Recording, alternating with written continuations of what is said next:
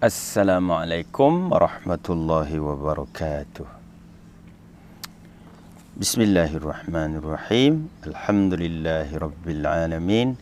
Wassalatu wassalamu ala rasulina Muhammadin sallallahu alaihi wasallam wa ala alihi wassahbihi ajma'in. Muslimin dan muslimat yang dirahmati Allah Subhanahu wa taala, selamat berjumpa lagi, bertemu kembali. Hari ni berapa hari bulan? Hari ni 17. Betul ke ni? Betul ke 17? Kejap ya. Hari Khamis 15, nisfu Syaban. Hari Jumaat 16. Hari Sabtu 17. Hari Ahad 18. Hari Isnin 19. Betul ya? 19 bulan Syaban. Jadi nampaknya dah tak berapa lama lagi. Lagi seminggu lah ya. Kita akan menyambut kedatangan bulan yang penuh keistimewaan Ramadan Al-Mubarak. Jadi sementara kita countdown pagi, petang, siang, malam, jom kita sambung lagi apa yang saya suka namakan sesi ini Tazkirah Ramadan. Tazkirah Ramadan pula dah. Tazkirah Syaban. Okey, peringatan untuk diri saya untuk persiapan menyambut Ramadan Al-Mubarak. Okey, saya pilih hadis yang ke-19 dalam kitab Arba'in, 40 hadis yang dikarang oleh Al-Imam An-Nawawi. Okey, pada hadis yang ke-19 ni, seorang perawi yang famous lah, sepupu pada Nabi sallallahu alaihi wasallam. Siapa namanya? Abdullah ibn Abbas. Radhiyallahu anhuma. Dia berkata, Kuntu khalfan Nabi sallallahu alaihi wasallam. Aku di belakang Nabi. Maksudnya dia menaiki kenderaan lah. Menunggang, tunggangan, unta ke, kuda ke. Okey, tak sebut sini. Tapi dia kata, aku di belakang Nabi. Maknanya Nabi bawa dia. Nak bawa dia menunggang satu tunggangan. Lalu Nabi pun bersabda kepada sepupu dia ni, Ya ghulam, kata, Inni u'allimuka kalimat. Wahai anak muda. Kita tahulah umur Nabi SAW dengan umur Abdullah bin Abbas ni jauh bezanya. Walaupun mereka sepupu. Kita pun kadang begitu. Umur dah 50, sepupu kita baru 10 tahun. Jadi inilah dia. Nabi SAW berpesan pada sepupu dia ni, anak remaja ni. Dia kata, wahai anak muda, Inni u'allimuka kalimat. Aku mengajarkan kepada kamu pesanan. Sebab kalimat ni berasal dari perkataan kalimah. Kalimah maknanya perkataan. Ini kalimat ni kata jamak. Jadi boleh kita ertikan pada aku ingin mengajarkan kepadamu beberapa pesanan lah. Okey, apa pesanan itu? Nabi sambung, Ihfazillaha yahfazka. Ihfazillaha tajidhu tujahak. Idza sa'alta fas'alillah wa idza ista'anta fasta'in billah. واعلم أن الأمة لو اجتمعت على أن ينفعوك بشيء لم ينفعوك إلا بشيء قد كتبه الله لك وإن اجتمعوا على أن يضروك بشيء لم يضروك إلا بشيء قد كتبه الله عليك رفعت الأقلام وجفت الصحف.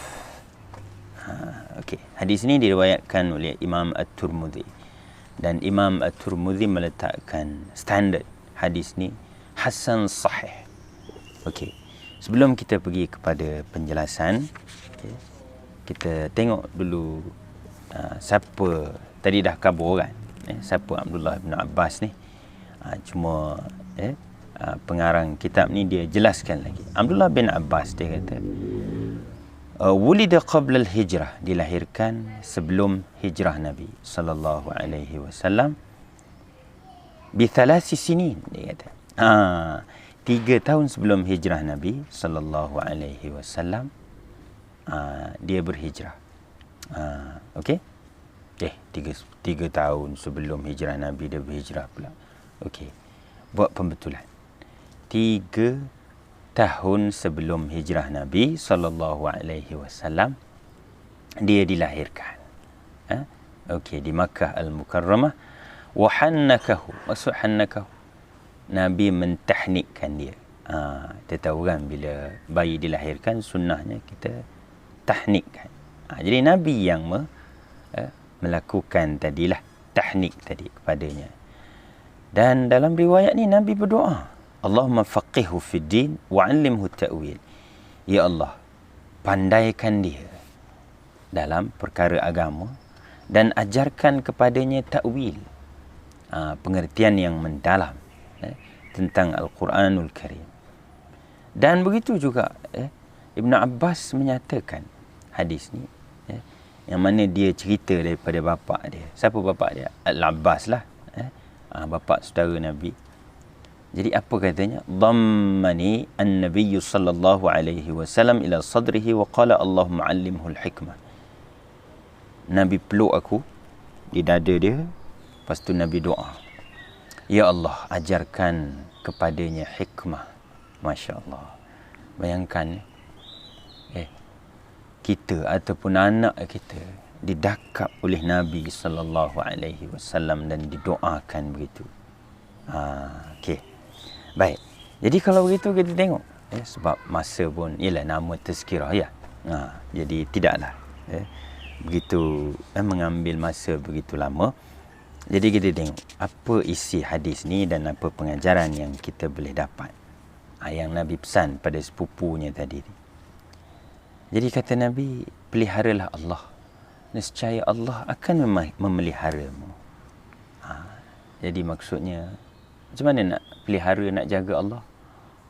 Pelihara diri kita, kita jaga kebersihan. Sekarang ni orang selalu ingat basuh tangan, jaga kebersihan. Nak keluar, pakai apa? Pakai face mask.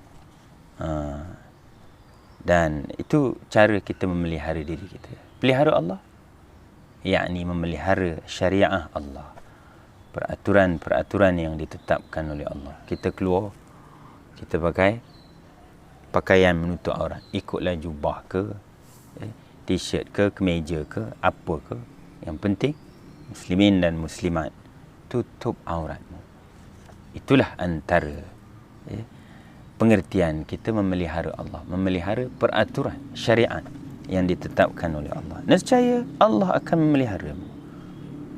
Peliharalah Allah, nescaya kata Nabi, engkau akan mendapati Allah sentiasa bersama denganmu, sentiasa memastikan keselamatanmu. Itu maksudnya. Dan apabila engkau bertanya atau meminta, kita nak minta pada siapa? Mintalah kepada Allah. Wa idza ista'anta fasta'in billah. Apa beza minta dengan ista'in? Apa beza is'al dengan ista'in? Is'al maknanya minta apa-apa aja. Minta kebaikan. Tapi bila disebut ista'in, maknanya mintalah pertolongan. Kan Allah sebut dalam surah Al-Baqarah, wasta'inu bis-sabri was-salah wa innaha lakabiratun illa 'alal khashi'in.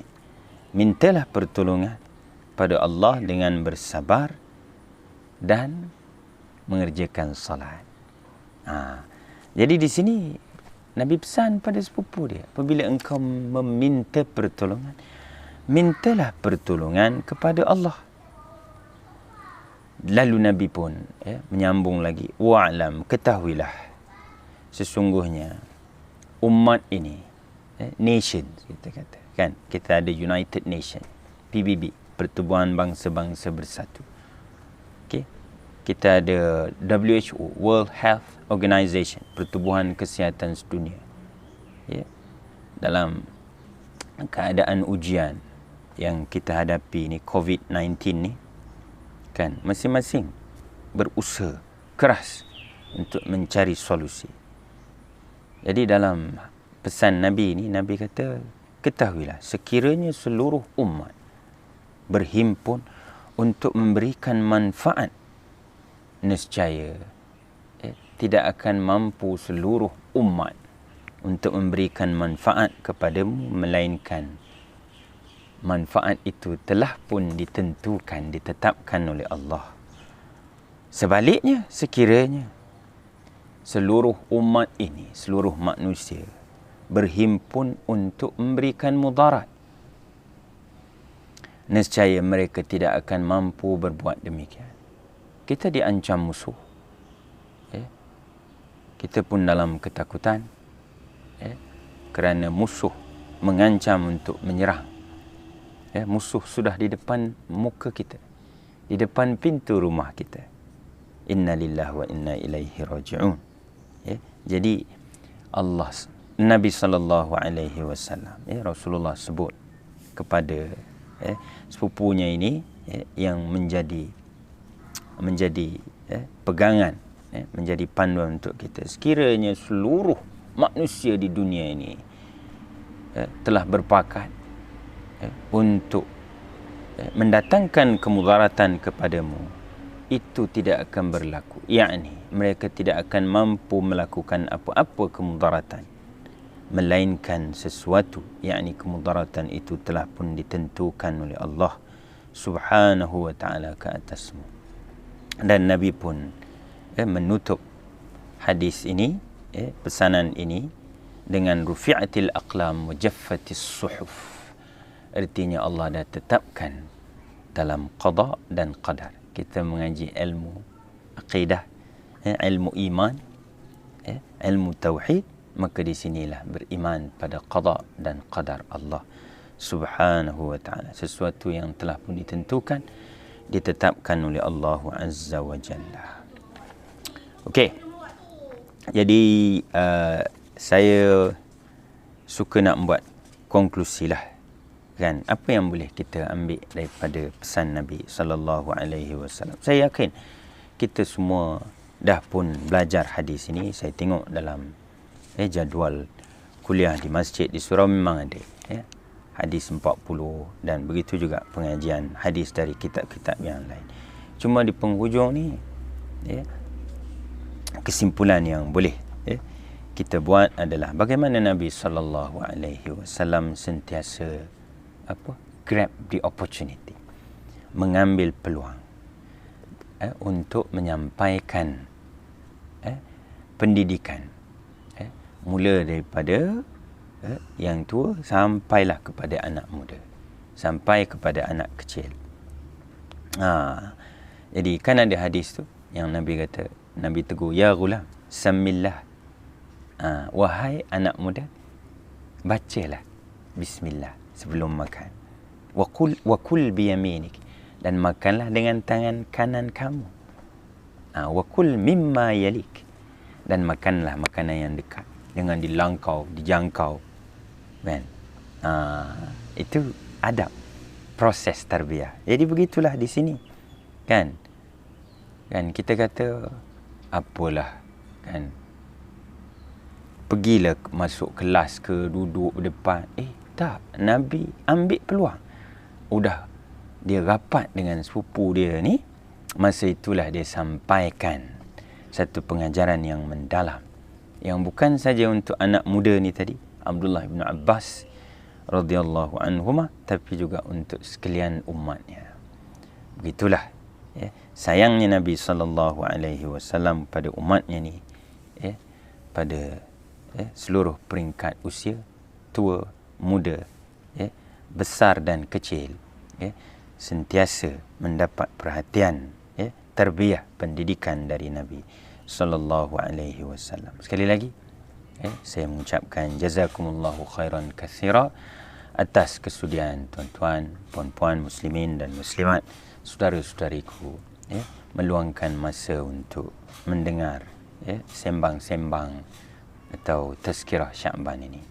Jadi semoga bermanfaat untuk kita semua. InsyaAllah ada masa kita berjumpa lagi dan semoga pesan Nabi SAW tadi dapat kita praktikkan dalam kehidupan kita, khususnya masa kita duduk di rumah ni, stay at home. Jadi kita bincanglah, sembanglah, sembang-sembangkan hadis ni dengan anak cucu kita semua. Okey, sekian. Wabillahi taufiq wal hidayah. Wassalamualaikum warahmatullahi wabarakatuh.